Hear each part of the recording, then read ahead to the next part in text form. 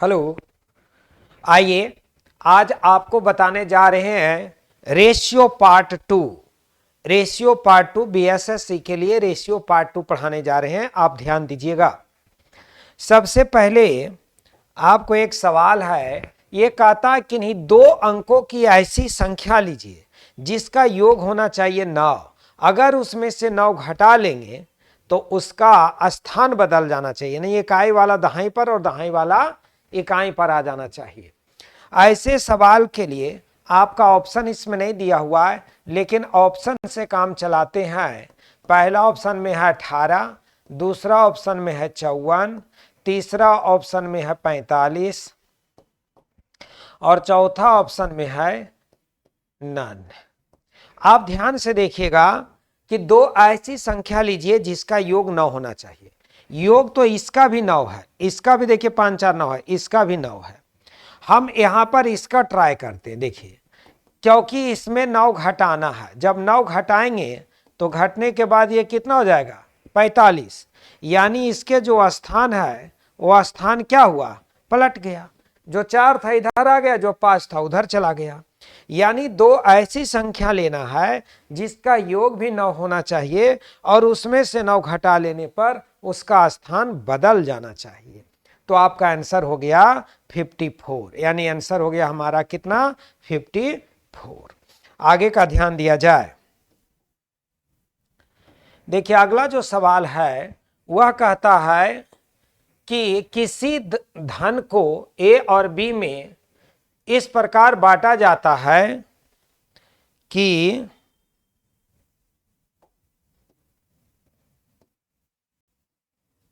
एक सवाल ये छूट गया था, इसको देख लेते हैं। देखिए कहता विनोद के गणित में प्राप्तांकों का 1/3। आइए देखिए, विनोद के गणित में प्राप्तांकों का 1/3 उसके द्वारा समाज अध्ययन में प्राप्तांकों के आधे भाग से इसमें 30 अधिक है। इसमें से इसको अगर निकालेंगे तो कितना हो जाएगा 30। देखिए यहां से यहां गुना करेंगे तो होगा 2m माइनस होगा 3s बराबर 3 दूनी 18 180। एक समीकरण होगा, बात समझ गए। 2m माइनस 3s बराबर 3 दूनी 18 180। कहता है कि यदि दोनों मिलाकर के प्राप्तांक 240 है, यानी मैथ और समाज अध्ययन के मिलाकर के 240 है, इसका दूसरा समीकरण होगा। तो समाज अध्ययन में कितना अंक होगा। समाज अध्ययन को निकालने के लिए हमको मैथ को क्या करना पड़ेगा, काटना पड़ेगा। और ये कटेगा कैसे, जब दोनों बराबर होगा। तो बराबर करने के लिए इसमें हम 2 से गुना करेंगे, तब ये 2m होगा। अब ये होगा 2m प्लस होगा 2s बराबर 480 और उसके बाद ऊपर में होगा 2m माइनस होगा 3s बराबर होगा 180। आइए ध्यान दीजिएगा, पहले ये प्लस साइन है माइनस करेंगे, माइनस साइन है प्लस करेंगे और प्लस दोनों जगह है तो माइनस करेंगे। आइए ध्यान से देखिएगा, ये दोनों को क्या करेंगे, काट देंगे। अब 2s और 3s, ये कितना हो जाएगा 5s। 5x के बराबर ये घटेगा तो कितना हो जाएगा 300। इसीलिए यस बराबर 300/5 बराबर कितना हो जाएगा 60। यानी समाज अध्ययन में जो अंक आएगा वह कितना अंक आ जाएगा 60। समाज अध्ययन के लिए कितना निकला 60 निकला। बात समझ गए। आगे का ध्यान दिया जाए।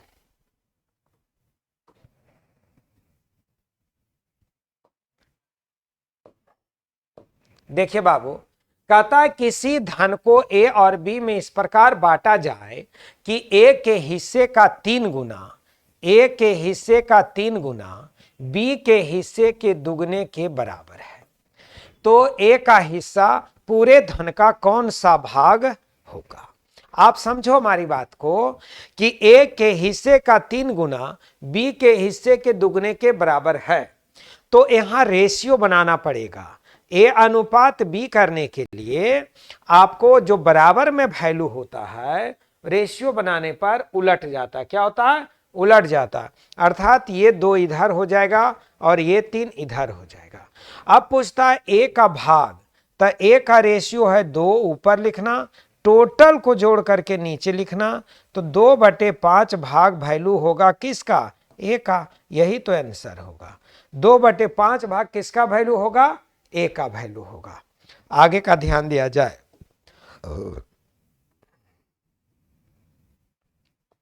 यहां पर ध्यान देना है, कहता है किसी विद्यालय में शिक्षकों और विद्यार्थियों का रेशियो 1:25 है। देखिए, ये हमारे टीचर हैं और ये हमारे स्टूडेंट हैं। टीचर और स्टूडेंट का जो रेशियो है वह रेशियो हमारा 1:25 है। 1:25 है। कहता है यदि 36 विद्यार्थी और विद्यार्थी आते हैं, यहां पर 36 विद्यार्थी और आ जाते हैं, 36 विद्यार्थी और आ जाते हैं, तो ये रेशियो 1:28 हो जाता है। अब आप समझिए, यहां पर था 25, हो गया 28, स्टूडेंट आया है तो स्टूडेंट का रेशियो बढ़ना चाहिए, ये बातें सही है। लेकिन अगर यहां पर टीचर नहीं आया नहीं गया तो रेशियो समान होना चाहिए। अब देखिए 25 रेशियो था, 28 हो गया तो बढ़ा कितना? 3। और 3 का वैल्यू कितना हो गया? 36। तो 1 का वैल्यू कितना हो जाएगा? 12। अब 1 का वैल्यू 12 होता है तो टीचर यहाँ रेशियो में 1 है तो 1 का वैल्यू कितना होगा? 12। ये हमारा टीचर हो जाएगा, यही तो आंसर हो जाएगा। टीचर की संख्या हमारा हो जाएगा 12। आगे का ध्यान दिया जाए। देखिए समझिए, यहां कहता है 6 आदमी उतना ही कमाते हैं जितना कि 8 औरत कमाते हैं। 2 औरत उतना ही कमाती है जितना कि 3 लड़का कमाता है, और 4 लड़के उतना ही कमाते जितना कि 5 लड़कियां कमाती है। यदि एक लड़की एक दिन में 50 पैसा कमाती है तो एक आदमी एक दिन में कितना कमाएगा? यही तो सवाल है भाई, यही तो सवाल है ना। अब आपको ध्यान देना है कि निकालना है एक लड़के का, एक आदमी का हिस्सा। तो जिधर भाट लगेगा उसको ऊपर कर देना, भाट वाला ऊपर, भाट वाला ऊपर, बाकी नीचे, बाकी नीचे लिखना है। देखिए, यानी 8 ऊपर लिखिए, 3 ऊपर लिखिए, 5 ऊपर लिखिए, ये 50 पैसा ऊपर लिखिए। नीचे में लिखिएगा 6 गुना 2 गुना 4 गुना 1। अब देखिएगा यहाँ 50 पैसा है तो नीचे में 100 लिखेंगे काटने के लिए। दशमलव हट गया, 50 दूनी 100। ये देखिए 4 दूनी 8 से ये 8 कैंसिल, 3 दूनी 6 काटिए, ऊपर में 5 बचा, नीचे में ये दोनों 4 बचा। 5/4 बराबर 1 रुपया 25 पैसा आंसर। यानी एक आदमी एक दिन में कमाएगा कितना? 1 रुपया 25 पैसा। यहां तक समझने में अगर कोई दिक्कत लगे तो फिर से पूछिए, क्योंकि जैसे जैसे बोला वैसे वैसे सजा दिए। वाट जिधर लगा उसको ऊपर, बाकी वैल्यू को नीचे करना है, निकल जाएगा। आगे का ध्यान दिया जाए। यहां पर ध्यान से सुनिएगा, कहता है ए अपने धन का 1/5 भाग बी को दिया। अब ए दिया कितना? तो 1/5 भाग दिया। अगर ए दिया 1/5 भाग तो बी लिया 1/5 भाग। अब बी ले लिया 1/5 भाग। अब बी क्या किया? जितना ए से लिया उसका 1/3 भाग उसने किसको दे दिया? सी को दे दिया। तो 1/5 का 1/3 मिला सी को, लेकिन सी को मिला कितना? 20 रुपया। तो प्रारंभ में ए के पास कितना रुपया था? तो प्रारंभ में ए के पास कितना रुपया था? आइए ऊपर से ऊपर गुना करेंगे तो 1, नीचे से नीचे गुना करेंगे 15 बराबर होगा 20। तो 1 का वैल्यू होगा 15 दूनी 30। यानी उसके पास कितना धन था? 300। कितना धन था? 300। आगे का ध्यान दिया जाए।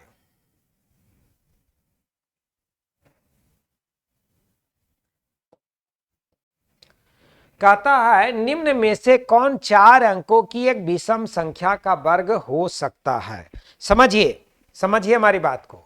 देखिए 4 अंकों के विषम संख्या का वर्ग कौन होगा, यही सवाल है आपका।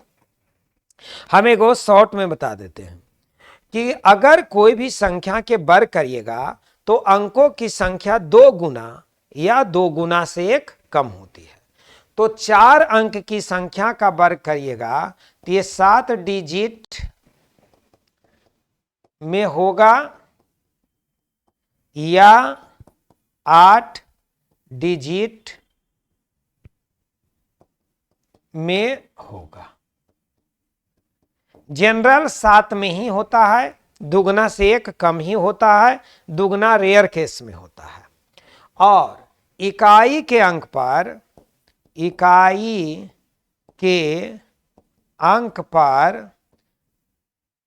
0, 1, 5, 1, 3, 5, 7 नहीं होता है, 1, 5, 2, 3, 7, 8 नहीं होता है। इकाई के अंक पर आपका 2, 3, 7, 8 कभी नहीं होता। इकाई के स्थान पर 2, 3, 7, 8 कभी नहीं होता है। तथा 0 की संख्या विषम में नहीं होती है। 0 की संख्या विषम में नहीं होती है। 2, 3, 7, 8 कभी नहीं होता है तथा 0 की संख्या विषम में कभी नहीं होती है। अब आगे का ध्यान देना है कि देखो 4 अंकों की संख्या का वर्ग करिएगा तो 8 डिजिट में लिखे हैं या तो 7 डिजिट में। ये तो 7 डिजिट का नहीं इसलिए ही नहीं होगा, ये 7 डिजिट का नहीं इसलिए नहीं होगा। ये देखिए 1, 2, 3, 4, 5, 6, 7 डिजिट का है।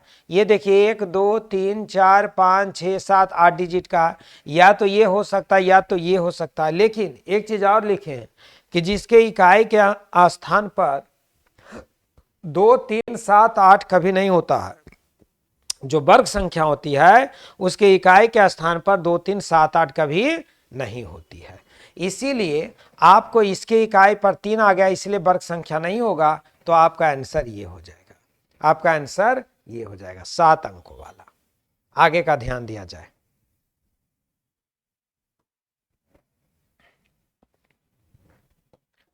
देखो भाई, एक व्यापारी 210 और 264 लीटर 2 प्रकार का तेल खरीदता है और दोनों प्रकार के तेलों में से बराबर बराबर मात्रा एक टीन में भरता है।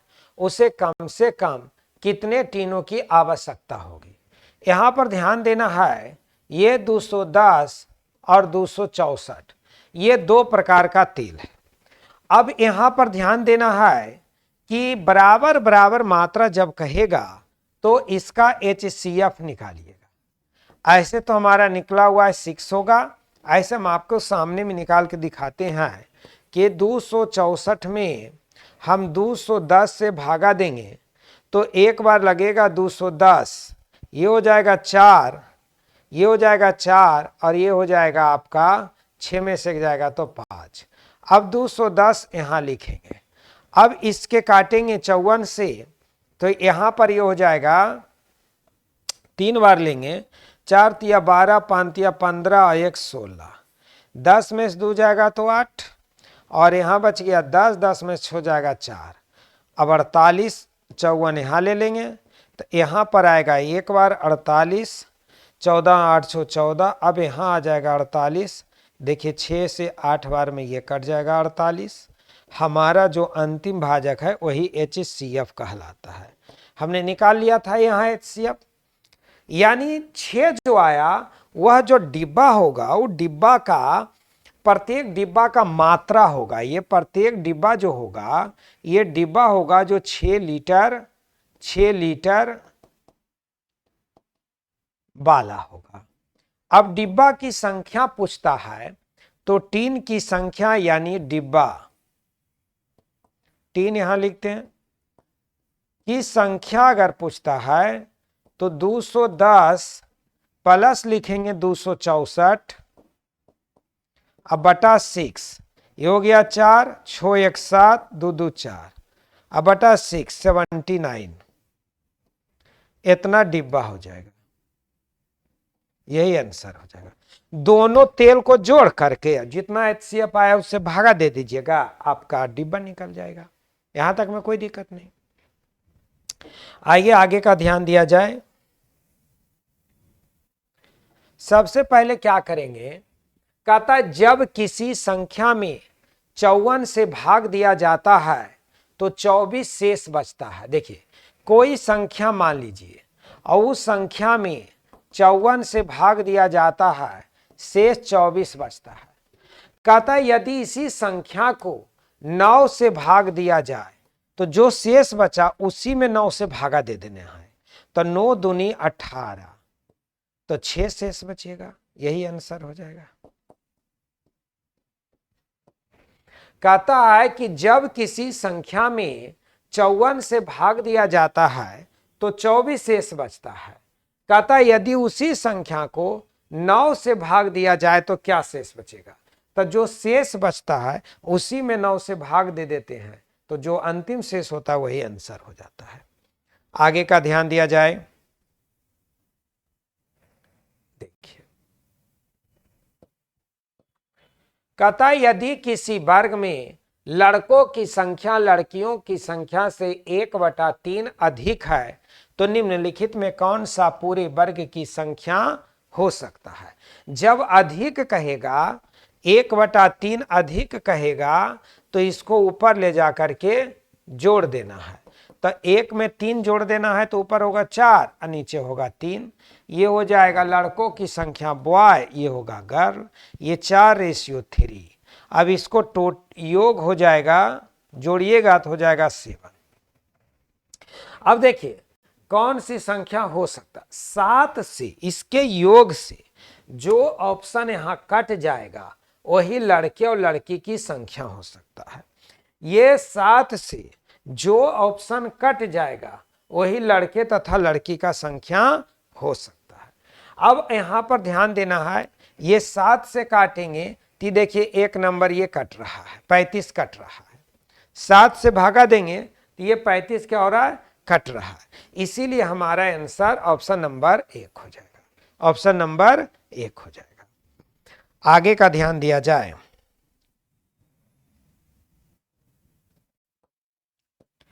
कहता है कि 210 रुपया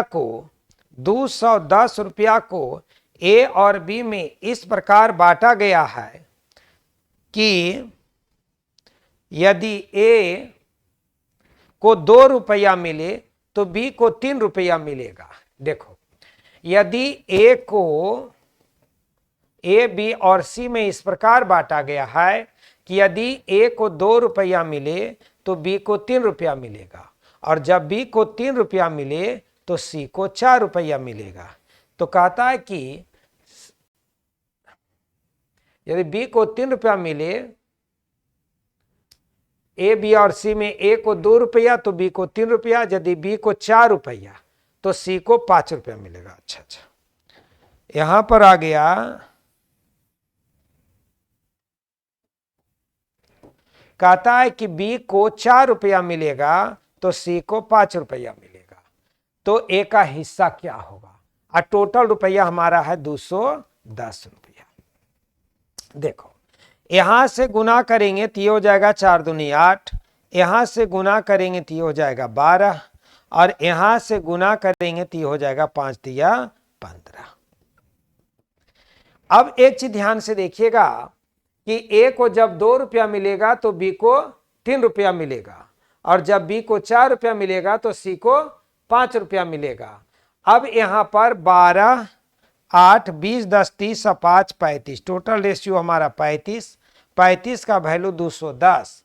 तो पूछता ए का हिस्सा, तो ए का रेशियो है 8 का वैल्यू निकालें 210 बटा 35, गुना करेंगे 8, 35 से इसको काटेंगे तो 6 बार में कटेगा, 8 छक 48 रुपया हो जाएगा आंसर।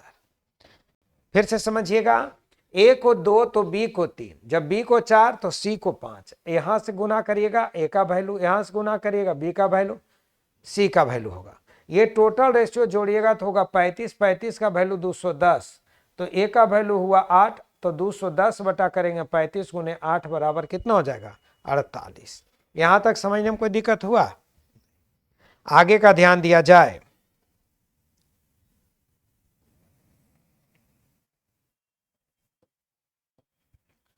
यहां पर देखिएगा, वह बड़ी सी बड़ी संख्या जिसे 398,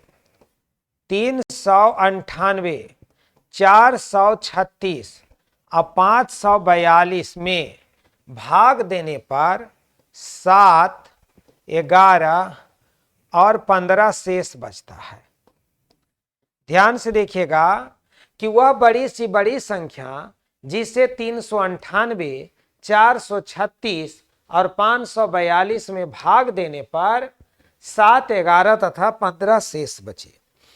अब देखिए 7 अगर शेष बचा तो 7 घटा देंगे तो 391 होगा। 6 में से गया 5, 3 में से 1 गया तो 2 और 4, 12 में से 5 गया तो 7, यहां हो गया आपका 3 में से गया 2 और 527। अब इसका HCF निकाल लीजिएगा, इसका HCF निकाल लीजिएगा। आइए ध्यान दीजिएगा, यहां पर आपका बड़ी सी बड़ी कहा इस कारण HCF, छोटी सी छोटी कहेगा तो LCM। देखिए 425 में पहले 391 से भागा देंगे, 391 से भागा देंगे, 5 में से 1 जाएगा तो 4, 5 में से 1 जाएगा तो 4, यहां हो गया 13 में से 9 गया तो 4 है ना, नहीं 12 में से 9 गया तो 9 3 12, 34 हो जाएगा ना। 391, 5 में से गया 4, 12 में से 9 गया तो 3, 34 हो जाएगा। अब 391 यहां लेंगे तो 34 गुना 11 करेंगे, 34, 34, 4, 4, 3, 7, 374, तो 11 बार में इसको काट देंगे 374, तो 11 में 4 जाएगा 7, 4, 11, 7, 8 में से गया 17, यही HCF हो जाएगा। इसका HCF हो जाएगा 17। यानी बड़ी सी बड़ी संख्या अगर कहता है तो उसका क्या करते हैं, HCF निकालते हैं। क्या करते हैं, HCF निकालते हैं। आगे का ध्यान दिया जाए।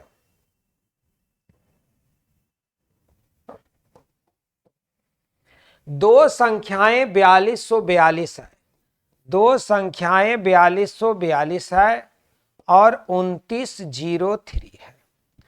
दो संख्याएं 4242 तथा 2903 को जब एक 3 अंकों वाली किसी तीसरी संख्या से भाग दिया जाता है तो समान शेष बचता है, तो वह संख्या क्या है?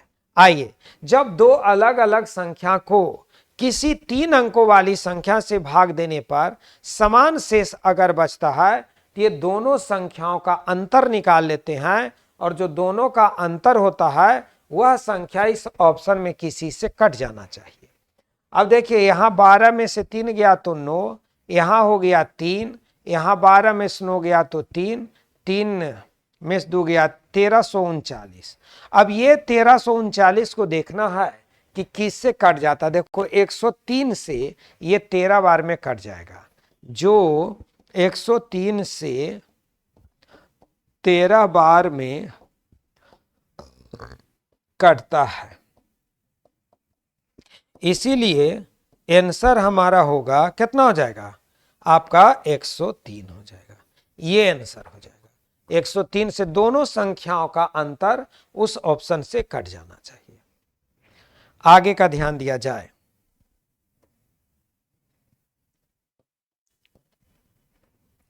देखिए 351 रुपया को 3 भागों में 1/2, 1/3 और 1/4 के अनुपात में बांटा जाता है, तो तीसरा भाग का मान क्या होगा?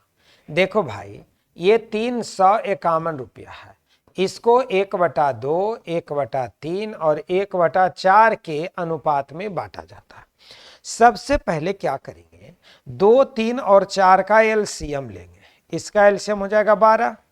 12 में 2 से भागा देंगे तो आएगा 6, 3 से 12 में भागा देंगे तो आएगा 4, और 4 से 12 में भागा देंगे तो आएगा 3। फिर से, या यहां देखिए 12 है, यहां 12 से गुना कर देंगे, यहां 12 से गुना कर देंगे, यहां 12 से गुना कर देंगे, इसे काटेंगे 3 बार में, इसे काटेंगे 4 बार में, इसे काटेंगे 6, 4, 3 का रेशियो होगा। पूछता है तीसरा भाग, सी का मान निकालने के लिए ये होगा 3, टोटल लिखिएगा 6, 4, 10, 3, 13, 13 नीचे लिखेगा और गुना करिएगा 351, 351। अब देखो 351 में हम 13 से भागा देते हैं, 13 दूनी 26, अब 7 बार में कटेगा 13 सत्ते 91, यानी इसे 27 बार में कट जाएगा। अब 27 से 3 में गुना करिएगा 81 आंसर होगा। यानी सी का वैल्यू हमारा कितना हो जाएगा 81 रुपया। तीसरा भाग पूछा तो तीसरा भाग हुआ हमारा 3, 3 करेंगे ऊपर, टोटल को जोड़ करके नीचे गुना 351, 27 दिया 81 रुपया आंसर हो जाएगा। यहां तक समझने में कोई दिक्कत नहीं। आइए आगे का ध्यान दिया जाए।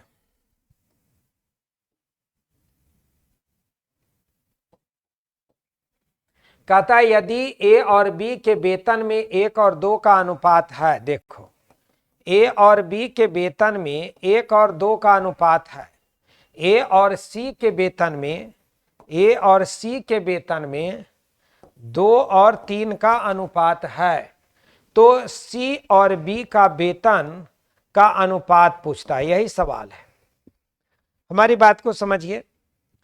यहां पर ए और ए क्या है, कॉमन है, तो यहां पर ए का रेशियो कितना दिया 2, तो इसमें 2 से हम गुना करेंगे, तो 2 से गुना करेंगे 2 हो जाएगा, 2 से गुना करेंगे तो 4 हो जाएगा।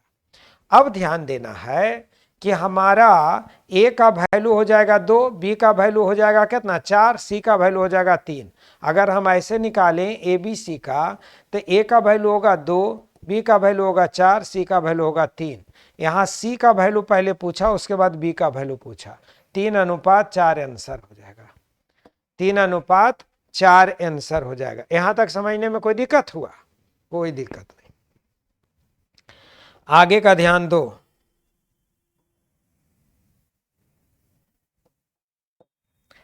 कहता किसी पार्टी में कुल उपस्थिति 252 है, टोटल जो प्रेजेंट है 252 है, निम्न में से कौन पार्टी में महिला और पुरुष की संख्या का अनुपात नहीं हो सकता है?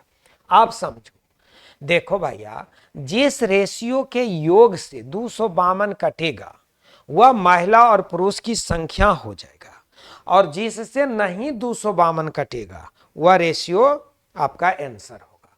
तो यहां पर ध्यान दो, ये देखिए रेशियो 1 और 7, इसका योग होता है 8, 8 से 252 पूर्णतः कभी नहीं कटेगा, इसलिए आंसर ये हो जाएगा। क्योंकि 1:7 इसका योग होता है 8। अब देखो 8 से अगर 252 में भागा देंगे तो 8 या 24, 1 2, एक बार लगेगा 8, देखिए पूरा पूरे नहीं कटा, शेष बच गया। इसीलिए अनुपात नहीं हो सकता है, तब नहीं वाला निकाले, नहीं कटने वाला। अगर पूछता कटने वाला तो कटने वाला सब है, सब से कट जाएगा, इसलिए आंसर ये होगा।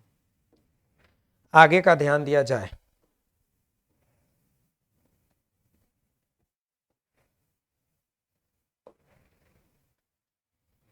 ध्यान देना है, कहता 2 अंकों की संख्या तथा अंकों को पलटने से प्राप्त संख्या का योग 143 है। बताइए कि अंकों का योग क्या। देखिए इसको हम ट्रिक से भी बता सकते हैं और इसको प्रोसेस से भी बता सकते हैं। हम आपको ट्रिक से बता देते हैं। पहले देखो, योग पूछे तो योग बटा 11 करना। तो 143 में 11 से भागा दीजिएगा तो कै बार में कटेगा? 13 बार में, हमारे अंदाज से 13 बार में ही कट जाएगा। क्योंकि 11 गुना 13 करेंगे तो 11 तिया 33 और 11 3 4, हाँ ठीक है 13 आंसर हो जाएगा। और अंतर